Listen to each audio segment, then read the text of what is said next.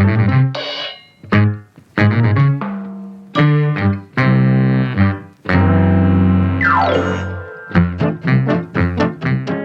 sahabat mimpi, kembali lagi sama aku Afner dan episode penelitian yang ketiga. Di sini kita akan membahas tentang berbagai profesi yang bisa menjadi panduan kalian mencapai mimpi kita. Nah, coba saya tanya, profesi apa yang buat kalian lapar terus? Atlet, salah. YouTuber kuliner, itu mungkin juga benar sih. Tapi yang hari ini nemenin Afner bukan itu. Dia adalah seorang chef. Sahabat mimpi, aku seneng banget nih mau ketemu sama seorang chef. Pengalaman baru banget buat aku. Halo Afner, apa kabar? Waktu janjian, Chef Brian gak bilang mau bikin apa. Cuman bilang kita bakal bikin menu sarapan yang spesial. Pas aku lihat, bahan-bahan dan alatnya ternyata simple dan gampang didapatkan. Wah, ternyata menu hari ini sandwich sahabat mimpi.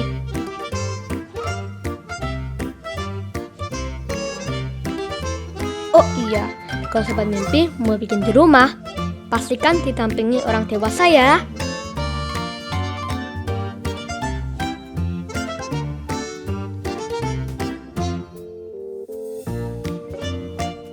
Asik juga nih masak, bikin Afner jadi makin lapar.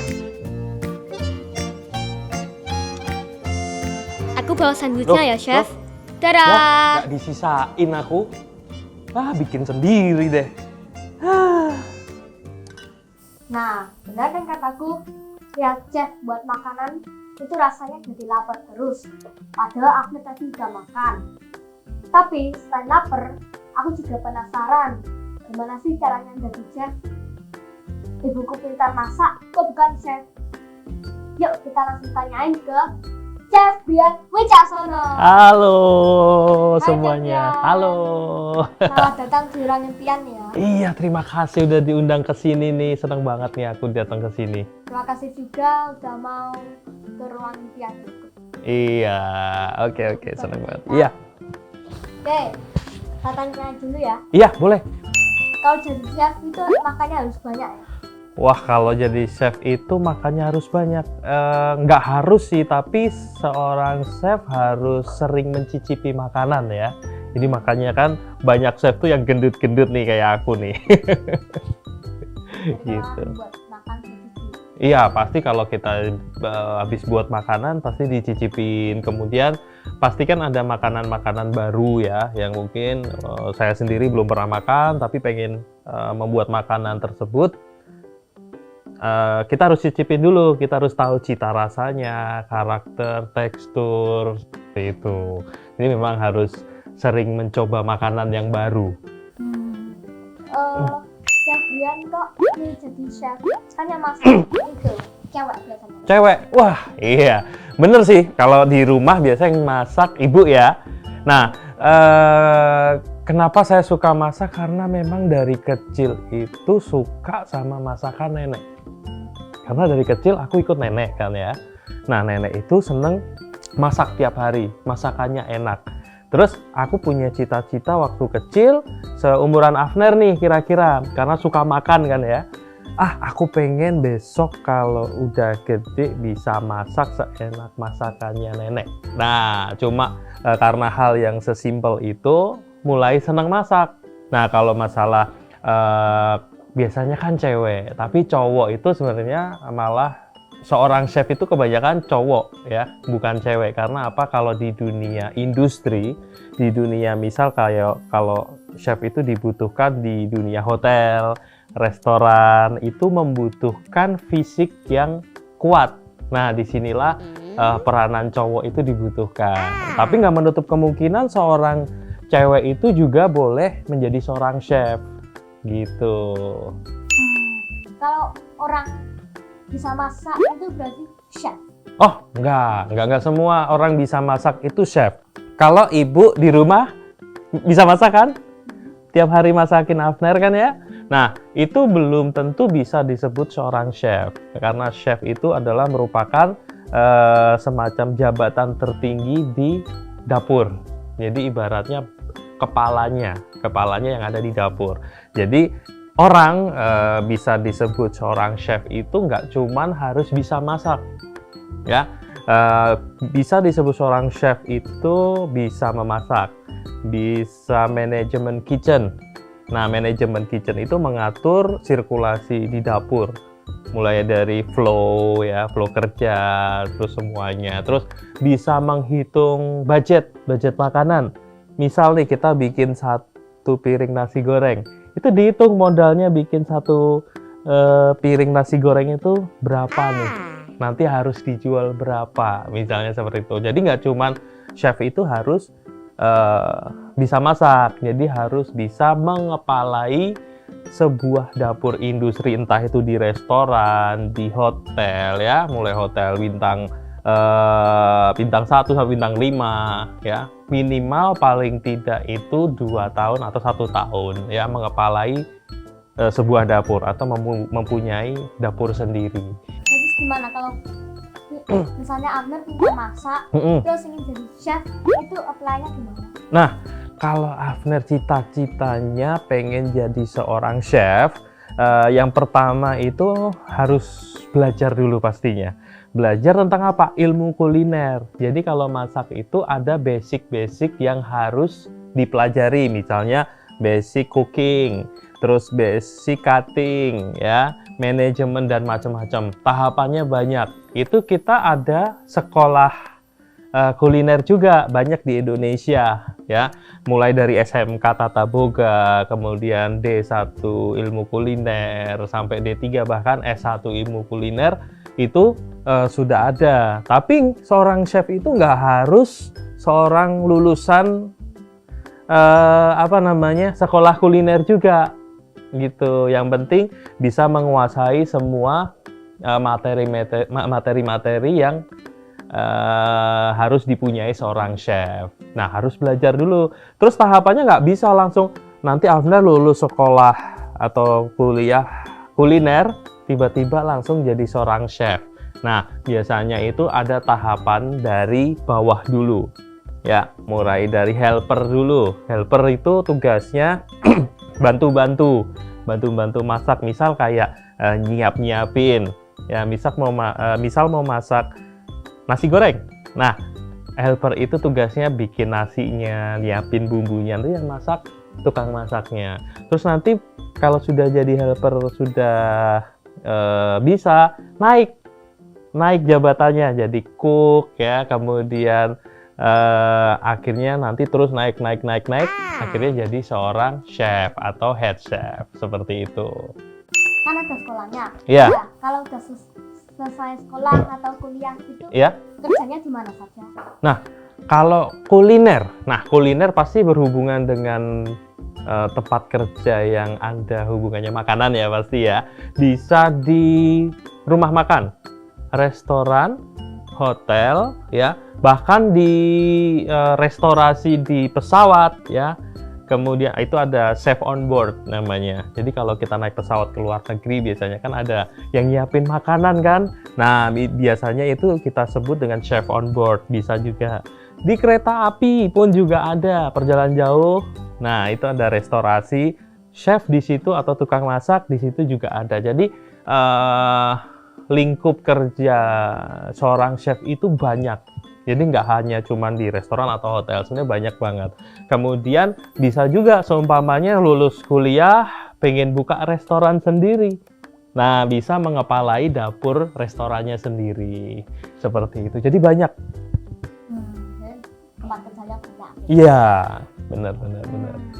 Seru juga, ya. Seru dong. Terus, Ya. penasaran dong, chef gimana caranya menang MasterChef dulu kemarin? Wah, ya itu kalau cerita MasterChef dulu itu sebenarnya dunia kerja saya sebelum ikut MasterChef itu, waktu itu dulu saya seorang penyiar radio di salah satu radio swasta di kota Solo, ya. Seorang penyiar radio, kemudian bekerja di event organizer, kemudian kuliahnya pun di FISIP, di broadcasting. Nah, waktu itu ketika kan saya season 3 nih ya MasterChef-nya. Saya ngikuti season 1 sama season 2. Saya suka lihat MasterChef itu dari sisi edukasinya. Di situ kan ada jurinya ngasih tahu, oh cara filet ikan seperti apa tekniknya. Oh, dia harus disayat sebelah sini dulu dan macam-macam. Contohnya seperti itu. Nah, suatu ketika ada pendaftaran nih di TV. Ya, pendaftaran MasterChef season 3 itu di running tag di bagian bawah. Nah, waktu itu iseng, pulang kerja iseng daftar lewat internet, ngisi biodata, kepanggil buat audisi di Jogja. Di Jogja, alhamdulillah lolos sampai Jakarta. Nah, tiba-tiba ikutan MasterChef itu sempat minder karena kontestan lainnya itu jago-jago. Sempat minder, aduh bisa nggak ya. Tapi akhirnya mensugesti supaya tetap bisa maju terus. Yang penting di sana saya masak sebagus mungkin, sebisa mungkin, sama belajar waktu di sana. Dan akhirnya alhamdulillah ya, walaupun nggak bisa jadi juara 1, jadi juara 2 itu sudah suatu pencapaian ya. Waktu itu season 3 dari total pendaftarannya orang itu ada 26.000 orang. Aku bisa sampai di posisi runner up atau juara kedua, itu suatu pencapaian yang luar biasa menurut aku. Gitu Abner.